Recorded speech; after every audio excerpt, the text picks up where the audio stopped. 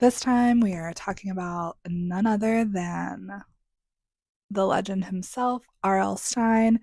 This is Fear Park #1, the first Scream. This came out in 1996, so it is almost as old as me. It is part of the Fear Street universe. I have actually never read any of the Fear Street books until this. I'm a big fan of the Netflix adaptations to Fear Street. The trilogy is very well done in my opinion, so check it out if you haven't. You can't see it, but just off camera, I have a Fear Street art print on my wall from the Netflix adaptation. Anyway, as we have talked about in my other book video, I'm reading books that feature haunted attractions, and some of those there's a little they're hard to find. So there is like an overlap of spooky amusement park books, which I love. That's a setting, a trope, whatever that I love. So this popped up, and I found an original copy on Etsy, actually. So will I have all three originals? Probably. But so far, this is the only one I have. It is only 150 pages. It's a quick read. It's for I think it's like 7th through ninth grade is the target audience. So I expected it to be, adolescent. And it is. I think what really popped out to me was the way that R.L. Stine, and to be clear, I have gone back and read some Goosebumps in my adult life, somewhat recently, and those are skewed for a bit younger, but still spooky. And R.L. Stine is the goat. Like, you can fight me, I guess, in the comments if you don't agree. But I think what jumped out to me was the repetition.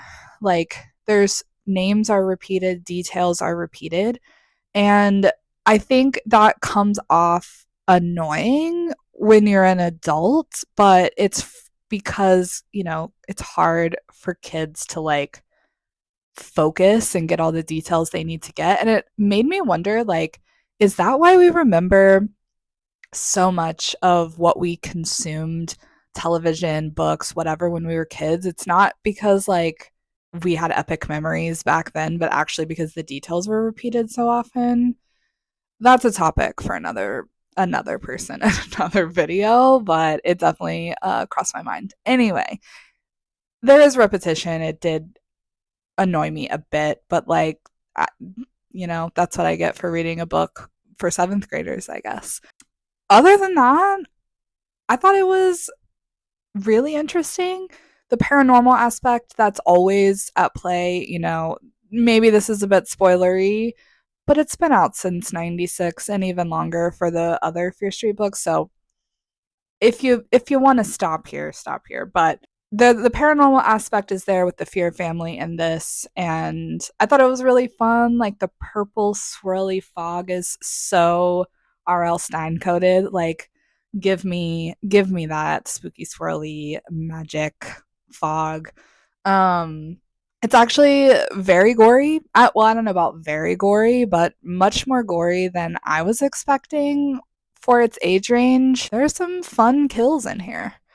And I think it's an excellent first installment. There's a lot of backstory being built. You spend half the book in the 1930s, and then you zip up to 1996.